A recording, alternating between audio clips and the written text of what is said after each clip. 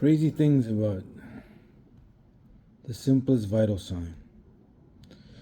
If I told you that someone has history of lupus of the kidneys, but because she has a problem with her life situation, homeless, on domicile, and can't take her meds,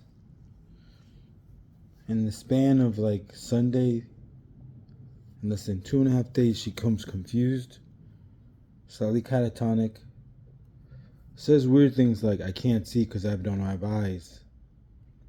When the person's in their 30s, young enough to say, hey, maybe she has early psychosis, psychiatric breakdown, but no history of it.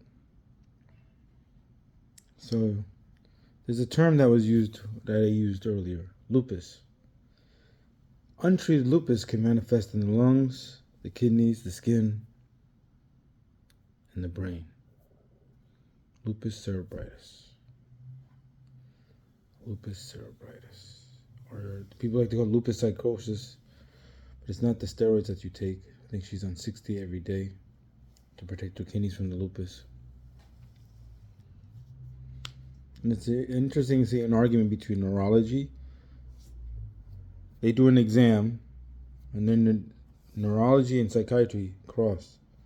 Is it a neurological acute process making her have psychosis, or is it purely psychosis that's not something that you treat with a medicine other than antipsychotics?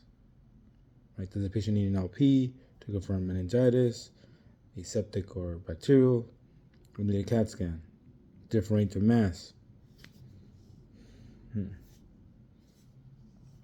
The simplest test.